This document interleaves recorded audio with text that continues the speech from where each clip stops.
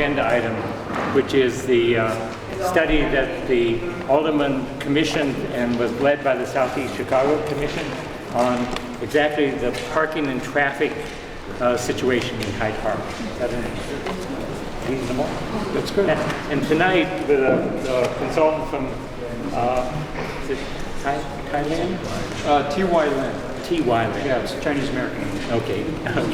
T.Y. Lin International will be given the presentation. Richard Gill over here from the Southeast Chicago Commission actually led the whole process in selecting the consultant and also put together an advisory group from people around the neighborhood that would kind of lead on what were the critical questions and make sure that the final result. Richard, do you want to talk a little bit about, give some background to the study? Okay. This study was conceived last year, about mid-year, by Alderman Will Burns. The concern that led him to recommend the study was that there's a lot of development going on in the neighborhood, and what we haven't had is any kind of good analysis of the transportation and parking situation. So with the development that is going on, there was general concurrence that this kind of study could be done. The next question was who's going to pay for it, and the Southeast Chicago Commission approached the university, and they agreed to fund a study and to pay for a consultant. We put an RFP out, and the job was awarded to T.Y. Lin International. Jim Considine has been the project manager, and we think that even with the limited funding that was available, we really got our money's worth, and I think you're going to see an interesting presentation tonight. Would you tell us a little background of T.Y. Lin and how they got chosen? Okay, well, the RFP, request for proposal, was sent out, and we got expressions of interest, and we went through the process. And T.Y. Lin, as it turned out, was the one company that responded to the RFP, and we believe that it wasn't from lack of interest. It was just that consultants are busy, and they're not always attracted to a low-fee study. What attracted Jim and T.Y. Lin was the fact that we were proposing a parking analysis that involved more than a single development. We wanted to know what's going on along 53rd Street and along Lake Park. And as it turned out, this is a rather unique type of study. Parking studies usually are not done in that broad a scope. As we got into it, we homed in on the subject of parking. We did some other transportation analysis, but as I said, we had limited funding, and we thought that parking was the crucial issue.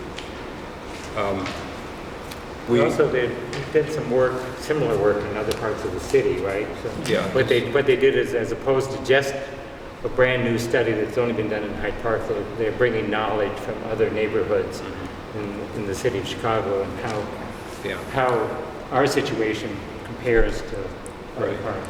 And I do have to say, T.Y. Lin, I think, represents the gold standard among transportation planning companies. They've got a worldwide reputation. They've done work in Evanston and many places around Chicago. So we weren't working in a vacuum. We had a neighborhood advisory committee,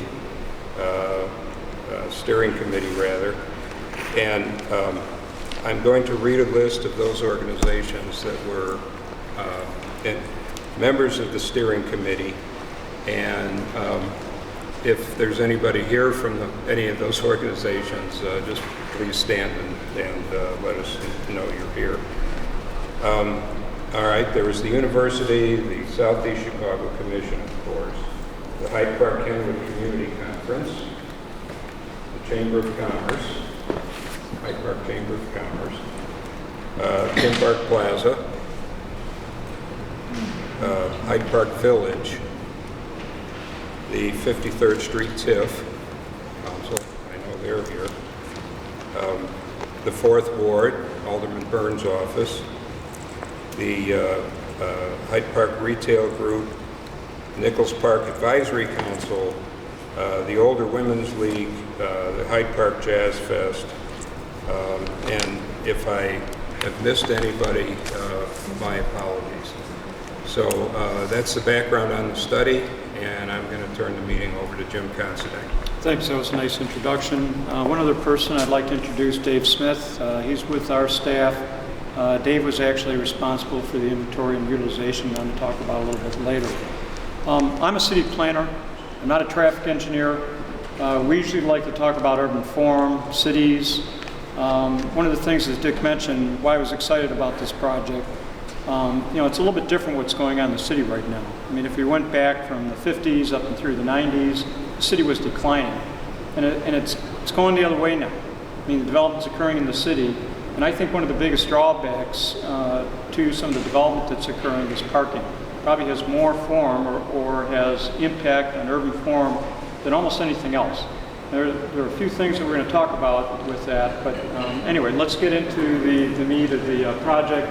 Talk a little bit about the project itself and who commissioned it and the partners. So I won't go through that. What I want to talk about is I'm going to give you a little bit of a briefing about T.Y. Lin. Dick already did that, so I'm going to go through that real quickly, give you a little background on the project, our findings, and some of the strategies that we've come up with based on some of the findings. As mentioned, generally the type of work we do is usually with government agencies. We don't work with developers. As a matter of fact, we stay away from developers. The reason being is it can present us with a conflict of interest. We normally work for agencies. Evanston's a good example. The Southeast Chicago Commission is actually starting to get a little bit away from who we normally work with. But an organization like that almost starts in the city, starts becoming the planning department for a neighborhood. So, we looked at it, said, okay, this should work. Let's try and do this. It should work in this particular case. Evanston was a very similar situation. With all the commercial areas in Evanston, we did a parking inventory and utilization. We also looked at transportation features throughout the whole community.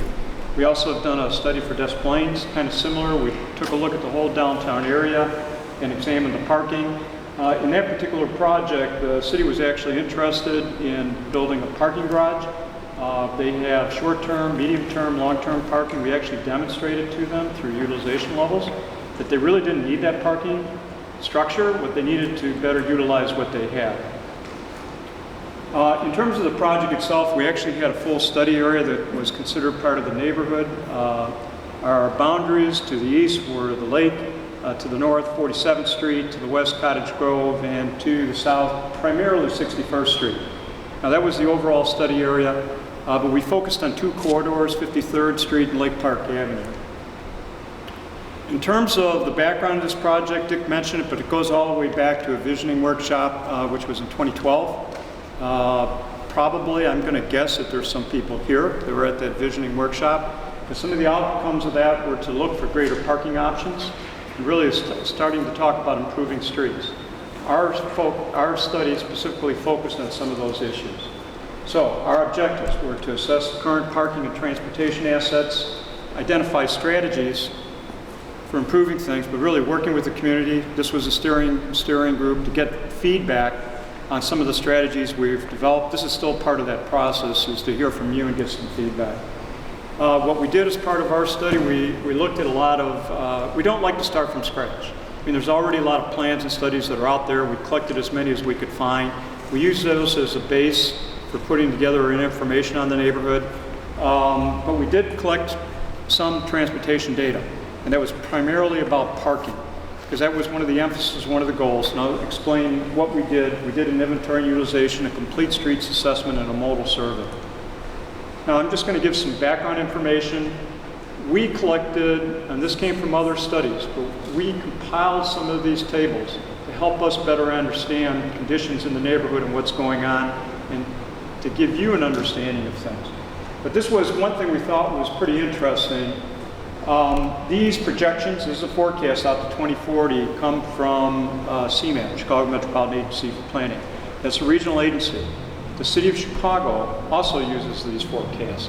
Now what you'll notice is over 25 years, they're only projecting about 1,300 increase in population for the neighborhood and no increase in employment.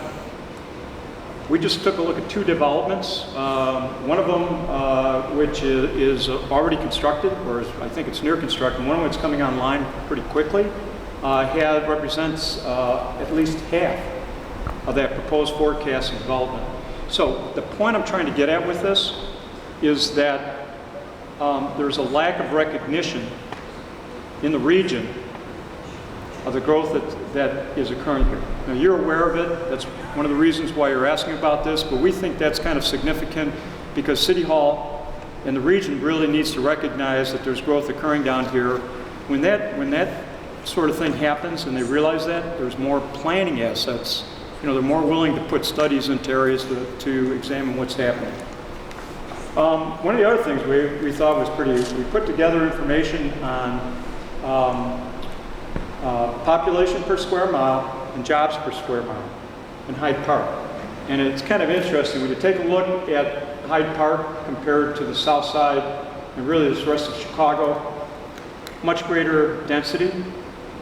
And remember, that's an average for all of Chicago also, but really, when you take a look at jobs, it's just really outstanding. And when we look at these numbers, we quickly recognize that this is a city within a city. I mean, this is an economic engine for the south side. I think these numbers pretty clearly show what's going on down here. When there's a strong balance between jobs and employment, it's really almost acting as a city. Some of the other things we looked at, we wanted to compare people that are using automobile versus transit. In terms of the residents, what you're seeing right in here, there's a very strong use of transit by the residents. Kind of makes sense, probably everybody understands that. But more importantly, when you look at the people that are coming into the neighborhood, there's not as strong a use of transit, very low use. Now that is probably, I actually can't remember, but I'm pretty sure that's higher than Chicago as an average. And that over here is probably lower than Chicago as an average. I forget what our numbers are, but I think we get about 20% modal share with transit. This just represents the bus system within Hyde Park. As you can see, demonstrate, there's a very good bus service locally. You can move around within the neighborhood pretty quickly. A strong emphasis north-south. The Metro line, and then of course the bus service is oriented downtown. There is some halfway decent bus service to east and west. There's two other on the south side. There's two other major, in addition to Hyde Park, two other major employment generators, Midway Airport and the UIC medical area.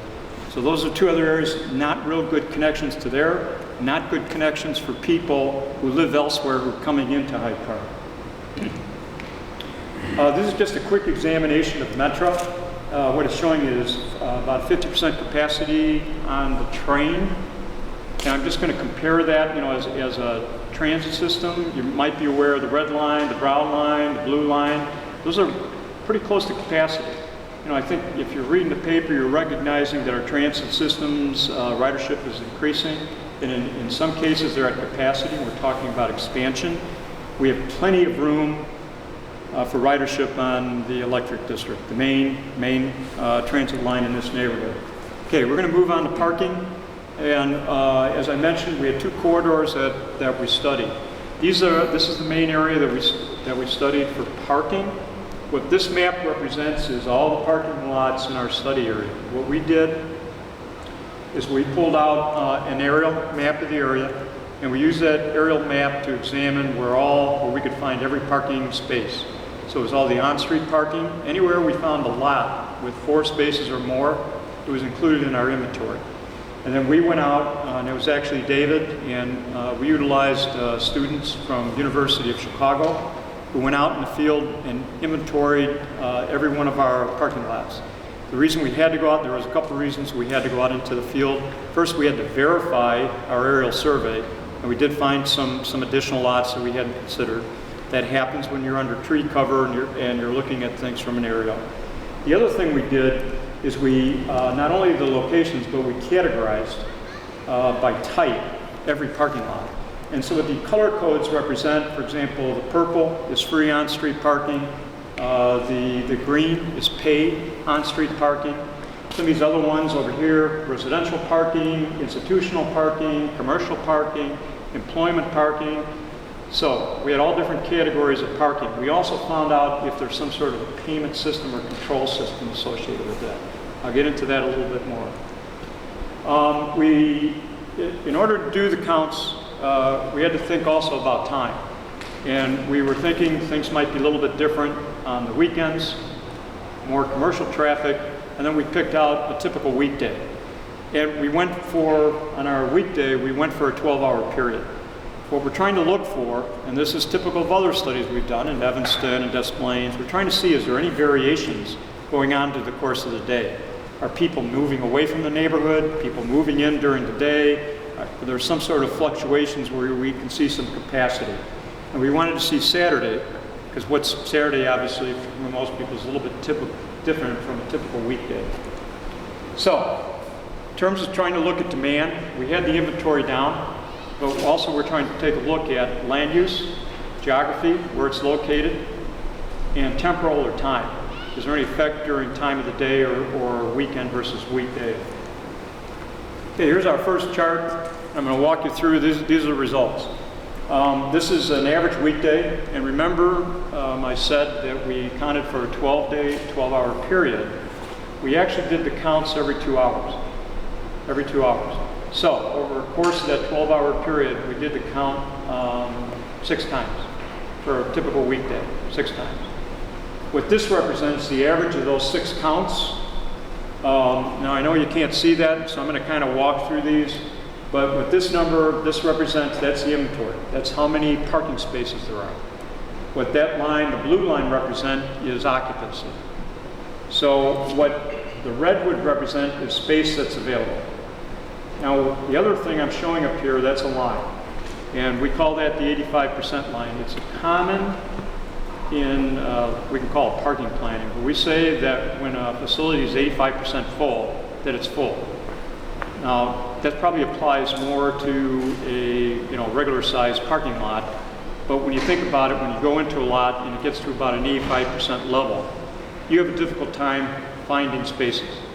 And it becomes more perception, even though it's not really full, but your perception is that it's full because you have a hard time finding a space. So we use that 85% rule as just a general rule. But let's go through these. And remember, this is the whole community, our whole study area, and this is averaged out. There's always different situations on blocks, etc. I just drove here tonight, I parked out front, it was pretty easy. Everything, changes based on where you're at. This right here represents on-street paid. And you can see there's not as much of it, and there's also some capacity available. This figure right here is a pay lot. That's a public pay lot that's available to anybody. This is residents only. So that's highly restrictive. You only can park there if you live there or you're a guest. Then we have churches, universities. I don't know if they have a specific parking lot here, but it would be a lot that's for this type of church. And then customers only, that's retail. And then permit parking, that's employees. An employee type office building generally it's going to be. So you can see, what I'm trying to get at here is when we average this out, and this is the neighborhood, this is space that's available. All this red is space that's available. Now that's an average over the course of a day. I understand that. We're going to show you some other graphs just to show you some of the findings and results. This is by block group. And you probably can't read the bottom showing the block group, but I'll just explain it to you. That's basically going from west to east. West to east. This is the metro tracks. So what I'm trying to get at here is, maybe there's some lopsidedness in the neighborhood. Maybe there's more capacity someplace, there definitely is more capacity. but the occupancy levels you're seeing still plenty of parking that's available. Now, I want to make sure everybody's pointed out. Well, they asked me to just keep going. You can save your question. We'll get them at the end. Yeah, it's going to vary based upon where you're at, whether you're on street. Obviously, as I showed at the beginning, there's plenty of on-street. I mean, the on-street's always full, always full. But it's the private lots. There's a lot of different lots that are available and have occupancy. Now, let's look at this another way. This is showing the time period. This is going from 9 to 11 to 1. This is showing our intervals. Remember I said we counted every 2 hours from 9 to 9.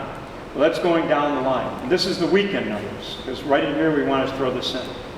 You can see some variations. These are color-coded, you know, back to the map. This would be the biggest one always, would be the on-street free. And you can see there are some variations. I believe this one up here is the employee parking. And you see that on the weekend it starts getting less. But the big thing is they're still showing a lot of capacity available. There's parking that's being unused. It's primarily on private lots, but there's parking that's being unused. And that's what you can see it's a significant number. Now, again, I recognize it may not be in this block, but we're looking at it in whole. Okay, now what we wanted to do with this one, and this I think starts giving you a better understanding of conditions. You saw this one before, and that's pretty much the same. And you also see things start flattening out a little bit. But this is the public. This is the free on-street parking. Pretty much the same as a first graph that I showed, but it's just about at capacity. And everybody that's here recognizes that. You know, trying to find a spot on street is difficult. Not a surprise. When you get into the paid parking, you got a little bit more capacity available. Well, let's face it. What do we all like? We avoid paying for parking. We're going to drive around the block a few times before we're going to pay for parking. That's what we do. We all do that. And that's why that occupancy is low. And why is it low? Because we've got free parking. We're going to go to the free parking. Okay, public paid off street. There's actually showing quite a bit here. There's not a lot of pay for parking off street.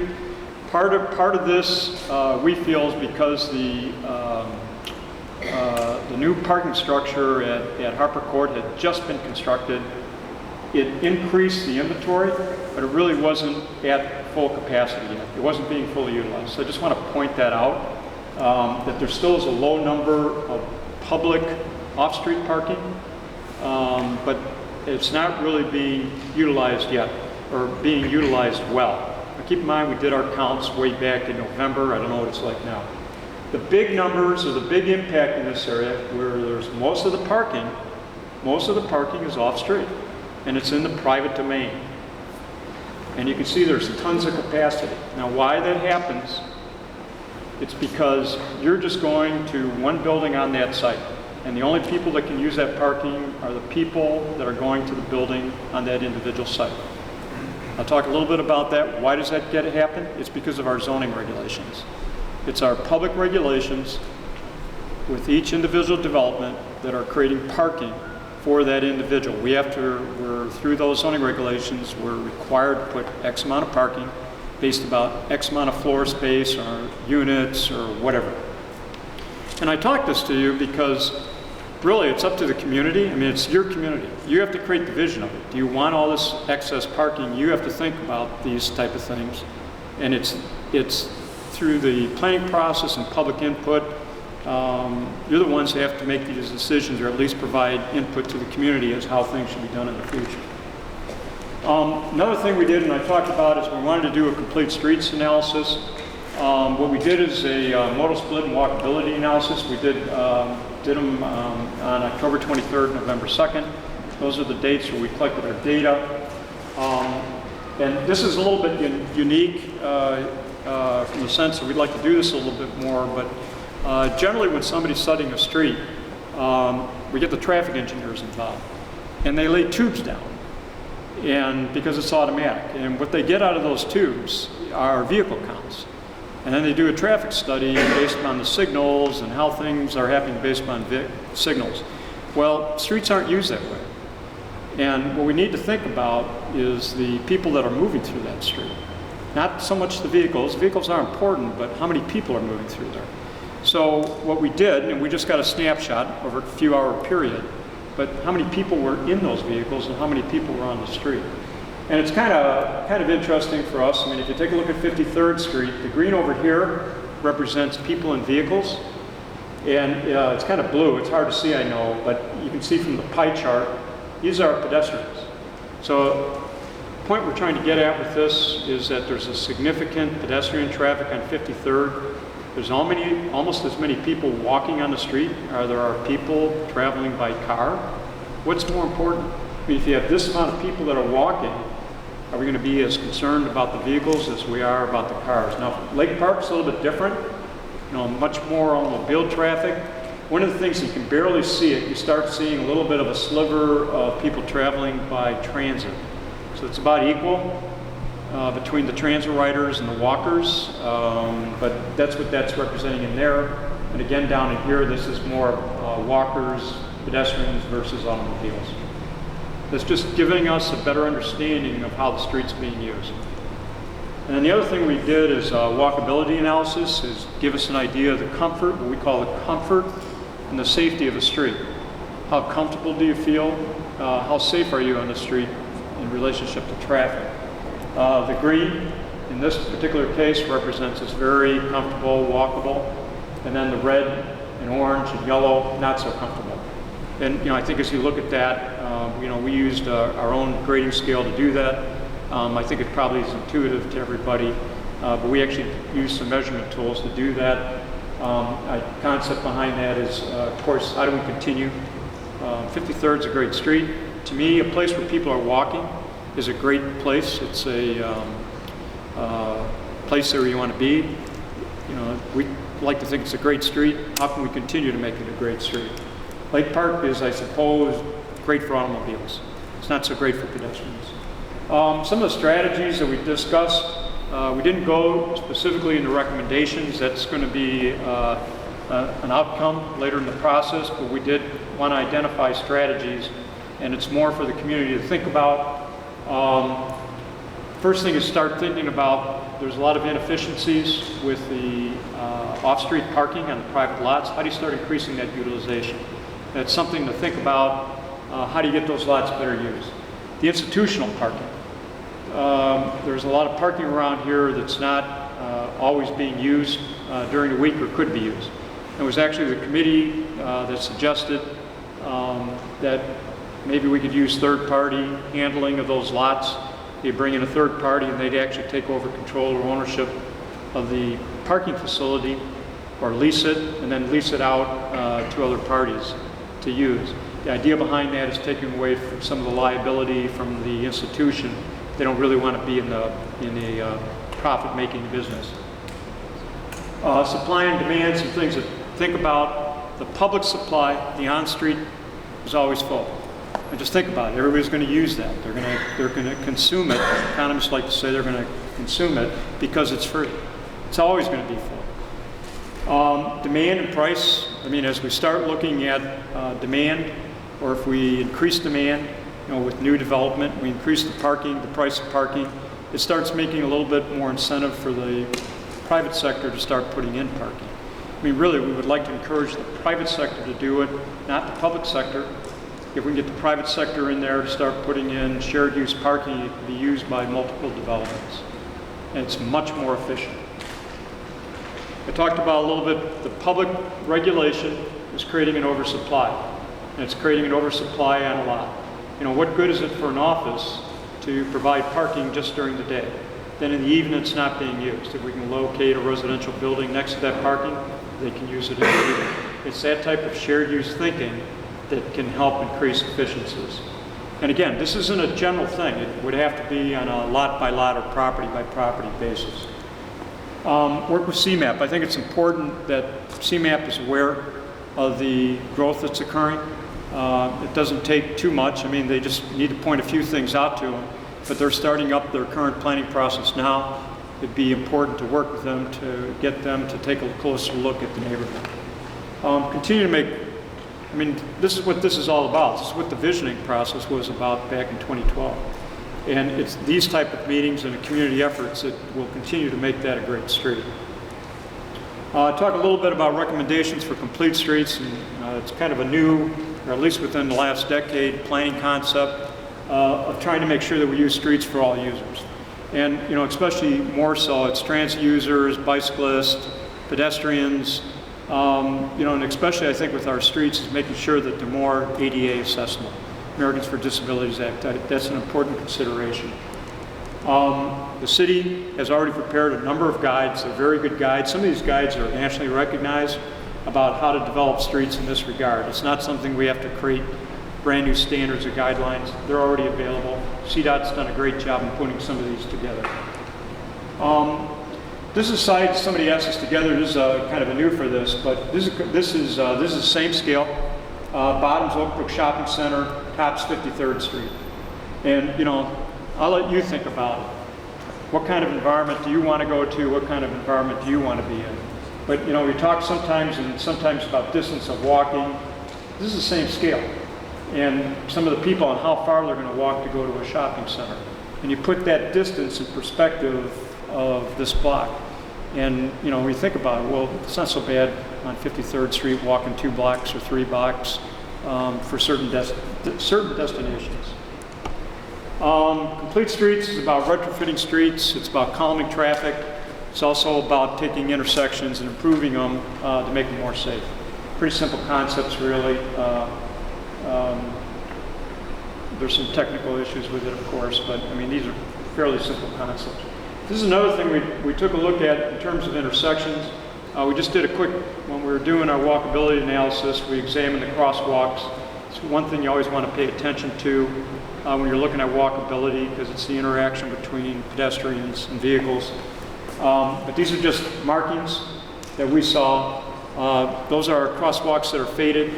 Actually, everything's in pretty good shape now, but the only things that we could see that probably could take some attention is new paint. It's pretty simple, but it would also draw some attention. Also, these are zebras or continental crosswalks. There's kind of a lack of those in the area that's starting to become the standard, where there's better identification of where the pedestrian areas are, and also helps the drivers identify areas for pedestrians.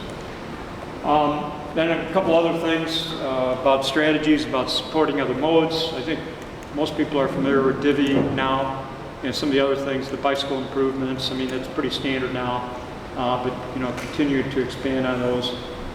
One thing I just like to point out, especially for 53rd, is discouraging surface parking, not altogether, just adjacent to a sidewalk. Kind of looking at things for how you improve that walking environment. I mean, you'd rather have a building or a safe environment or vegetation or residential building rather than a parking lot. And there's nothing that matter with a surface parking lot, but just put it behind a building or put it in a different location that's a little more attentive to urban design. And then finally, promote transit-oriented development. I may have a slide for that right after this, but I think especially transit, and we caught on something, how do we improve things so people, especially those that are employed in this area, have a means of transit to this area? It might be a matter of how do we get more people, rather than traveling, start moving closer to their employment center in Hyde Park. Maybe we're looking at better transit connections between here and those employment centers at UIC Medical District and Midway Airport. Can we improve, because those are big transit connections. And anyway, this last one is what we would call as a TOD area, and we're generally looking at a quarter mile from the stations.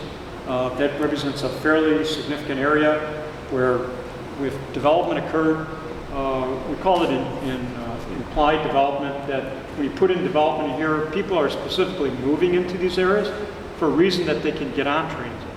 And I demonstrated earlier there's a lot of capacity on Metro. Generally, when we get development in these type of areas, they don't need as much parking. They don't drive as much. People are using bicycles or using transit to go downtown. It's a planning principle. It's something to think about as new development occurs in the future. And I think that was it. I don't know what we're doing with that. We'll keep you, thank you a lot, Jim.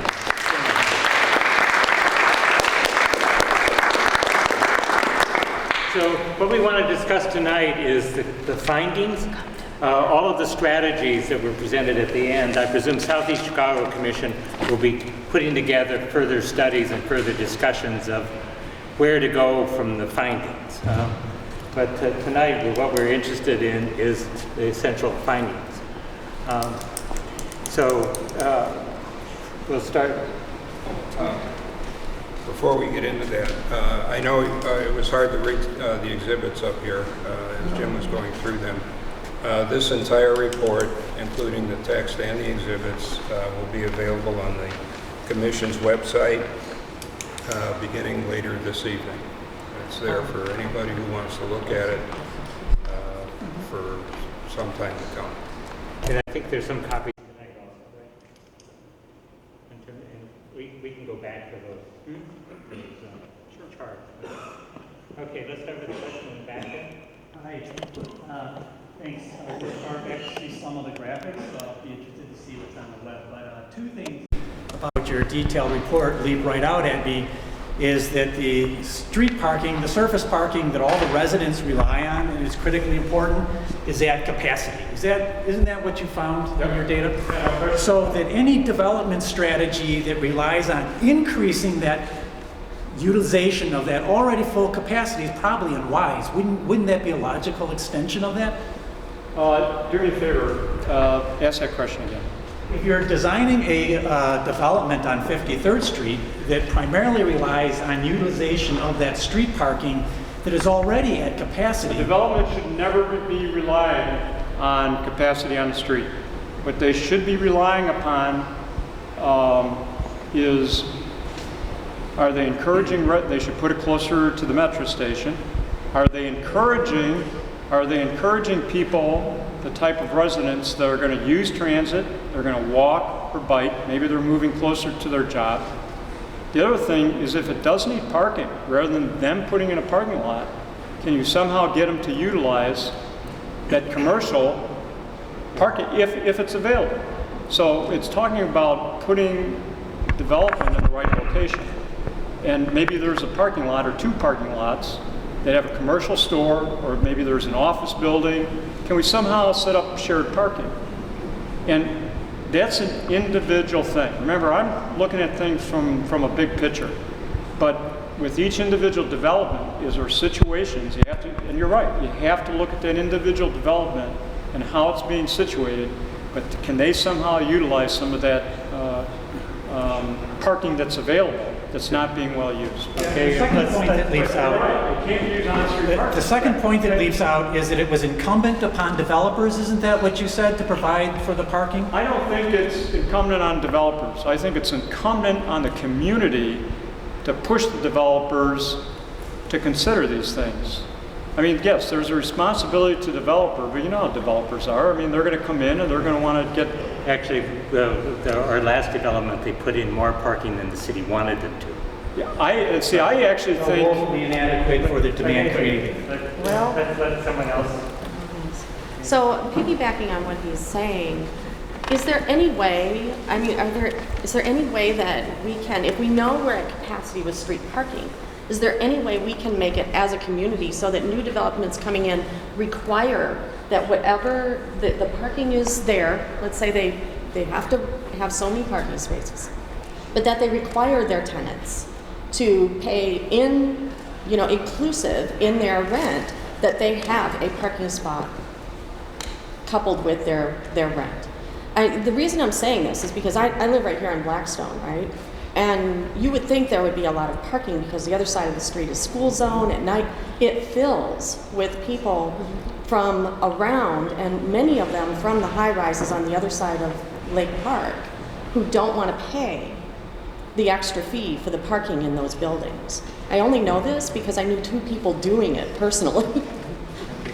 This study was, of course, only doing 53rd Street. It wasn't doing the entire neighborhood. But this would apply to the development that this gentleman's referring to. We should definitely bring this up with the Southeast Chicago Commission, because that was the point he was making at the end. There's a surplus of parking in the neighborhood. Right. And the question is, how do you get that utilized? Right. It's not that we need to build more parking, we need to figure out how to utilize what we have. I think that's a pretty good example of trying to look at, if you look over here, there's really not a lot, the red's the residential parking, there's really not a lot of off-street parking. Now, even though we showed some occupancy, it's not the area you're going to put a new development. Or if you are, you better make sure they have parking.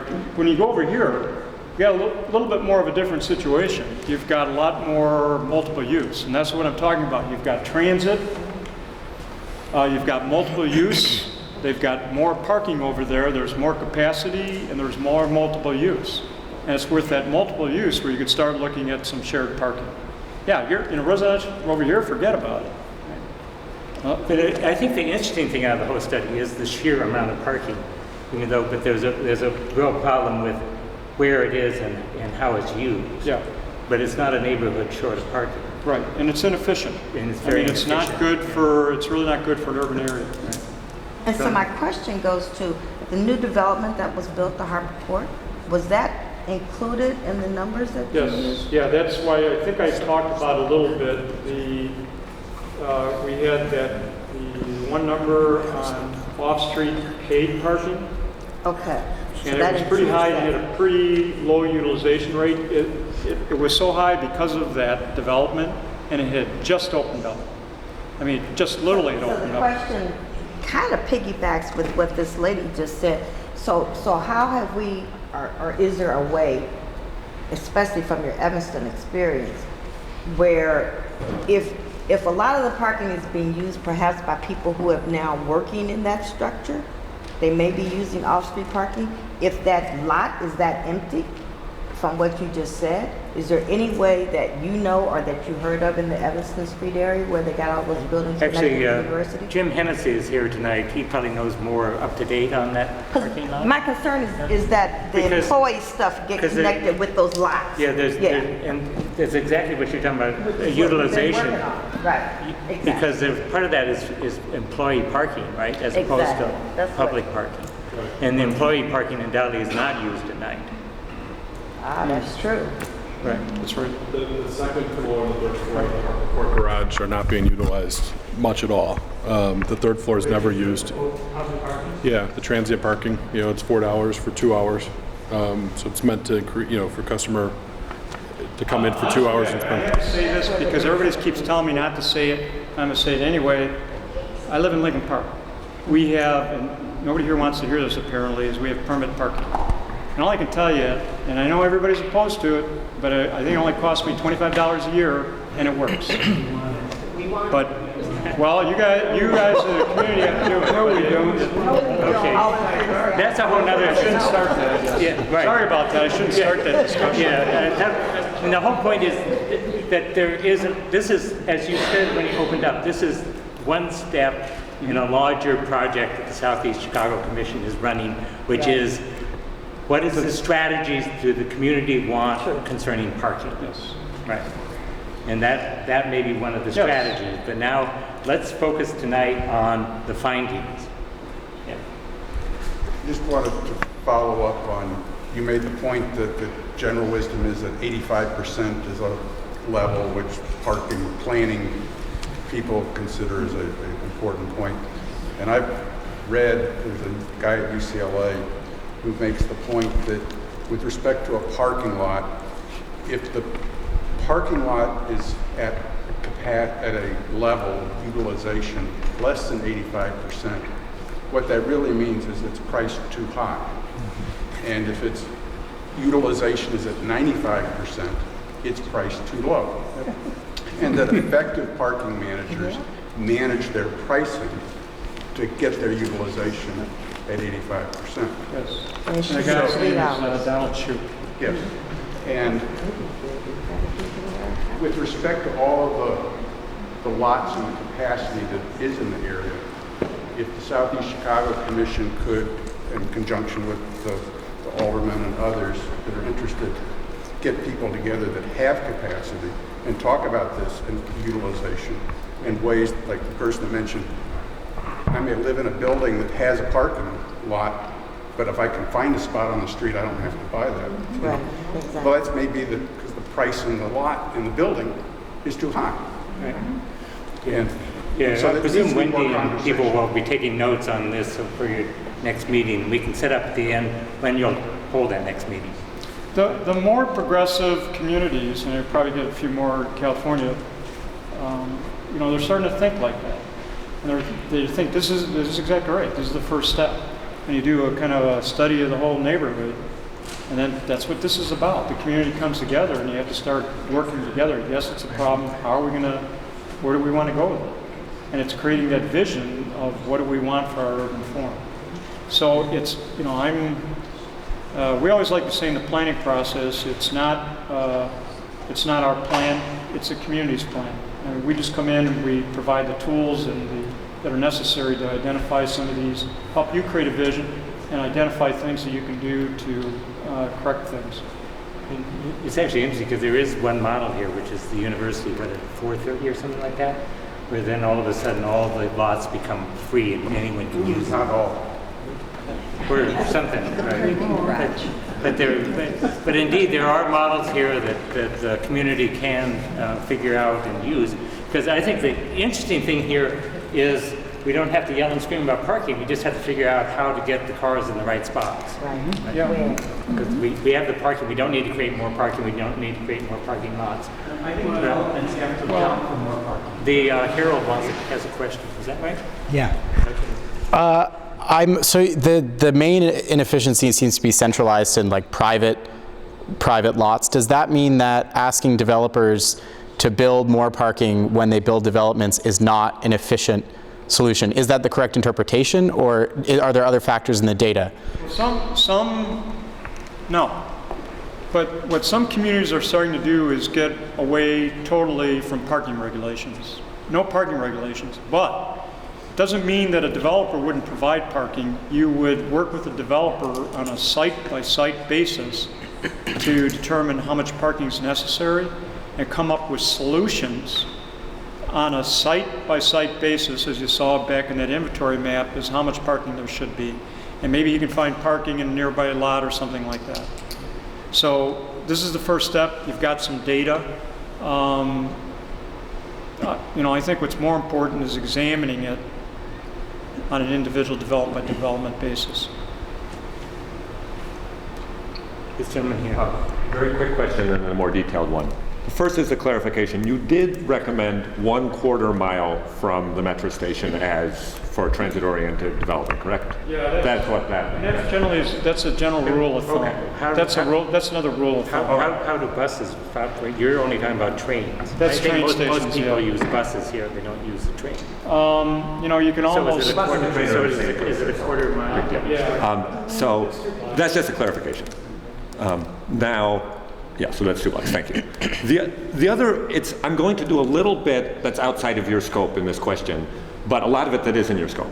So when you listed two properties, you said Harper Court and View 53. View 53 not yet built, 1/2 mile, by the way, not 1/4 mile from the tracks there. And yeah, 2 blocks from the number 2, got it. Yeah, so you mentioned Harper Court, which I don't think has any residences. Are you thinking of the Shoreland?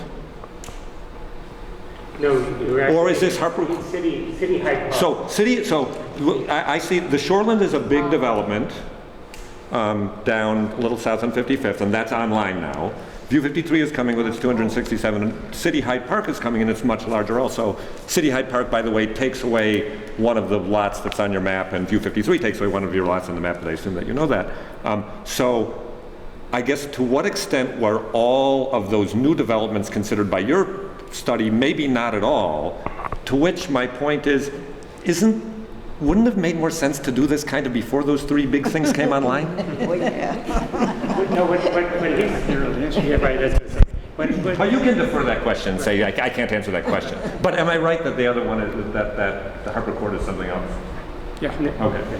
Yeah, I think I get confused with some point is around here. So. both View 53 at City Hyde Park are exactly against what you're recommending. They're putting in more parking than the city wants them to put in. So both those But again, are developments. they going to charge $200 a month on Yeah. top of their rent? Which, Yeah, I mean- you know, who's going to pay that if they can park on the street? Essentially, they're making the parking more inefficient, not more efficient. Depends on the price. This woman right here. Did I understand the point you made about the foot traffic on 53rd? My point was on the point that I was making, that there's almost as many people that are walking on 53rd, they're just walking, as going by automobile. That the pedestrian environment is so high, you can almost close the street. I'm not suggesting that, but it's got a very high amount of people that are walking on it. From a personal point of view, what I see on 53rd, people are walking because they have. If they want to shop in the stores, they have to walk. There is no other way. Which is a positive thing, right? Right, yeah, that's a good thing. That's a good thing. We have global warming. We want people to walk. Yeah, I think that's right. I think 2 to 3 blocks, yeah, but it's a long stretch if you want to shop at different shops. But as he was pointing out, it's less than a shopping mall. Right here. That 2 or 3 blocks is not that far. Well, here's a curious thing to what Roger was saying earlier. Did you all pay any attention to people who go to the movie theater, which now movies are more than 2 hours? And if you park on the street, the meter is only 2 hours. And if you park in the lot next to the theater, It's 2 hours. it's high. It's very high. So what tends to happen is that people drive around, take all of the public space that's free, meaning that now people who would live in the community have nowhere to park.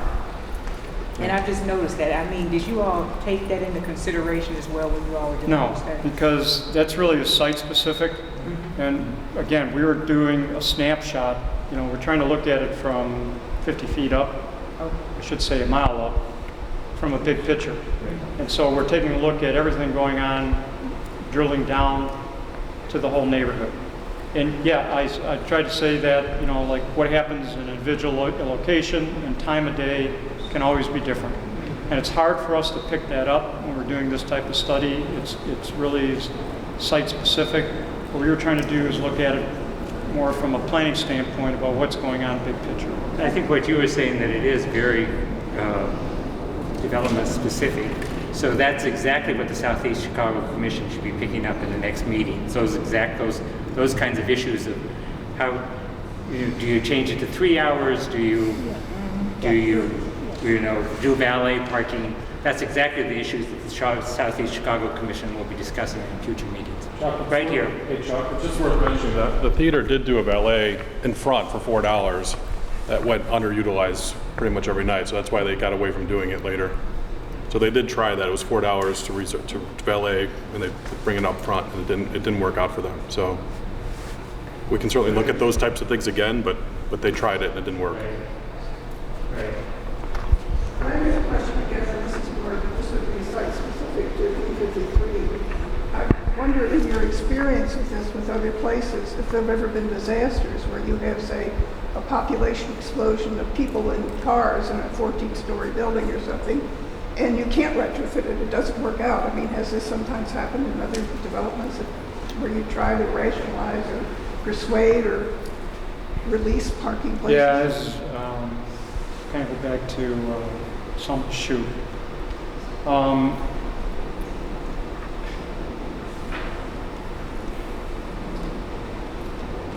don't know how to answer that one real well for you, but what happens is I think too often with even the zoning regulations, they require a complete, when you have a change in use, they still require parking. And what happens is it sometimes prevents good redevelopment from occurring. So if you've got a building, what do you want? Do you want the building to not redevelop or say rehab? Because maybe you want to keep, maybe it's a historic building. Do you want that building to be rehabbed, somebody put some money into it? But if you're going to require parking, then what are you going to do? Tear down the building next door so that they provide parking? I'm not really answering the question for you, but what I am suggesting is it's site-specific. maybe think about some of these issues. It's maybe you got a historic building and you really want somebody to put some money into it. And maybe they're going to have the type of resident that maybe they're going to attract the type of resident that's going to ride bicycles or whatever, or it's close to a metro station. Yeah. But if there is nothing around, you're probably right. Maybe they do need to tear down a building next door. But I mean, the difficulty is global warming, right? You should actually try to make driving your car as inconvenient as possible, right? To discourage. So more and more people say, oh, it's not worth the hassle. I'm going to use bikes if I'm using. And that's another, that's a good point. That's another philosophy. So the building creating a problem like that may be a positive, not a negative. Right. Yeah, that's a good. Right back here. I mean, most of the people that are here for a reason. And it's kind of the same thing. Do you want to attract more informed? Do you want to attract the type of residents that's not going to use a car? Parking costs money. Whether the city is taking tax money and using that for a lane of parking on each side of the street, or whether a developer is coming in and providing parking spaces, that cost is going to be passed on to the people that use it one way or the other.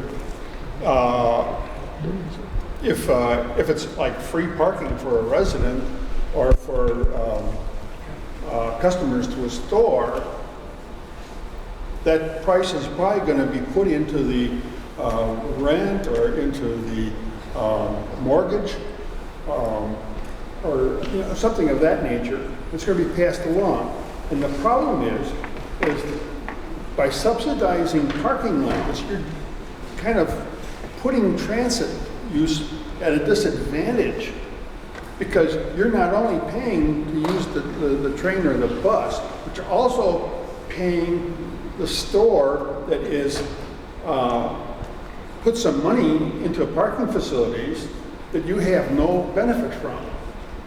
But you're paying for it anyway in the prices you pay for the goods and services that you're getting. It's true. Just a couple points with that. There's a study that just came out last week. There's 3 significant reasons for encouraging people to use transit. And it's the employment center at the end of the transit line, it's the residential use at the beginning of the transit line, and it's cost of parking.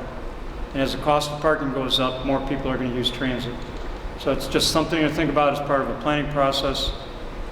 Just one other thing, and the numbers in the study, I can't remember what it is, I developed the number, but that parking space on the street, I forgot the number, I thought it costs the taxpayer about $200 a month. $200 a month. And one person's getting to use it, and just think about the rest of the taxpayers don't get to use it. So it's just something to think about. So here's a good person to do a wrap-up. Come on. Yes, I want to thank the SECC for doing this study. This is one of the things that we talked about earlier in the year about allaying people's concerns about and just getting the data on what is the current parking situation in Hyde Park, and particularly along our shopping corridors. So thank you for providing data which, no one had, right? So the old canard, Hyde Park, there's no place to hide, no place to park. Seems that there is places to park, we just can't get to them. The one other thing that I want to sort of, as we think about the corridor, I like the fact that the corridor is pedestrian friendly. One of the other things we need to look at is how do we make it friendly for other modes of transportation. I enjoy using my bike to get around in the ward. I rode my bike over here tonight for the meeting. I know a lot of people ride their bikes to get around in the community, and that could be another way to alleviate the parking congestion, is looking at cycling and bike facilities, and sort of that was outside your study, but that would clearly be another strategy that we need to look at as part of alleviating parking and congestion in Hyde Park. Okay, and so a lot of this discussion is more towards the strategy. So why don't Wendy or Richard talk about next steps? How we continue. I mean, the main discussion is people are interested in solutions, right? They don't seem to disagree with your findings. Right? Okay, just apropos to what the Alderman was saying, the issue of bikes and other modes of transportation on the streets is what the city's complete streets program is all about. It's a program that the Chicago Department of Transportation is promoting heavily. The bicycle lanes that you see sprouting up around the city are part and parcel of that. It has to do with pedestrian-friendly streets and getting recognition of the fact that, yes, streets are there for cars, but they're not considered anymore, they're just for cars. They're there for all kinds of uses, walking, bicycling, maybe even rollerblading. So how is the Southeast Chicago Commission going to pick up on all of this and continue this discussion? Well, I think we need to, the commission itself needs to sit down and with the steering committee and discuss what might be a good way to proceed from here. Is there ability for everyone here to give comments on the strategies that are now online on your site? So the strategies are recommendations. We can definitely adjust. We can definitely adjust the website to obtain comments. That shouldn't be a problem. And then next meeting. And then I can't tell you when the next meeting will be, but we will definitely have a follow-up conversation to this conversation. I wouldn't want this to be what is the South Chicago Commission going to do next. It's what the community. Well, just as leadership, it's going to be the community. It is leadership. It's going to have to involve the whole community. And what we have done here with this study is to identify where we are, what we have to work with, and to get some good ideas about what might be a good next step. As Wendy said, we really don't have another meeting planned. Right, we don't have another meeting planned, but we will definitely sit down with the city's Department of Transportation, specifically Janet Atarian, and talk about complete streets and talk about how this study and complete streets can work together to ensure that their parking remedies are. And speaking of complete streets and pedestrian friendly, I'm pleased to note that the Alderman's office, Alderman Burns' office, has put in to have all of the pedestrian crossings on 53rd Street restriped between Woodlawn and Lake Park. And we did that. We hope to see. We did that in June.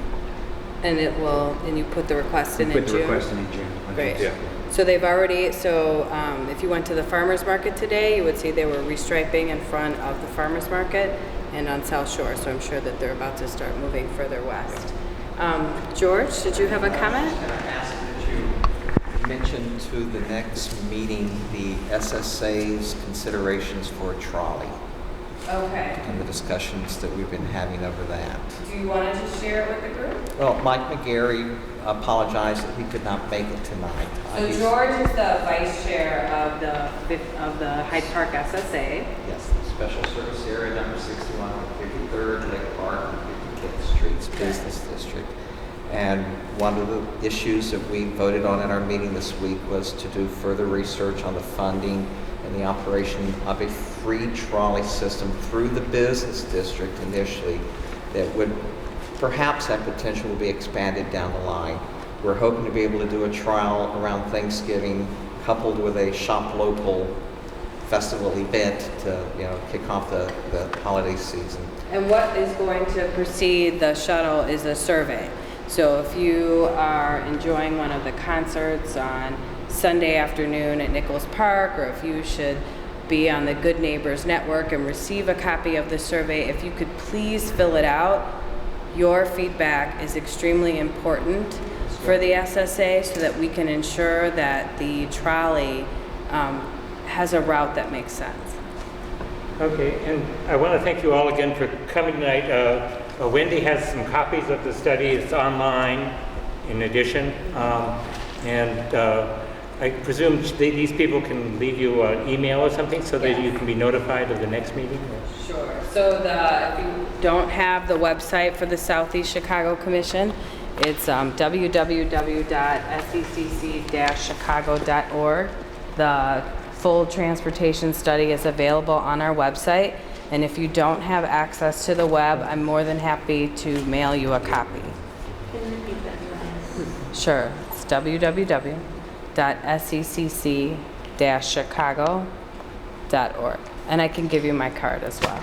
So Sir? I'm asking I Jim think to... he wanted to say a few things if it was okay. I'm asking Jim to stay around afterwards, and so people weren't able to see. I mean, it was really hard to read these images.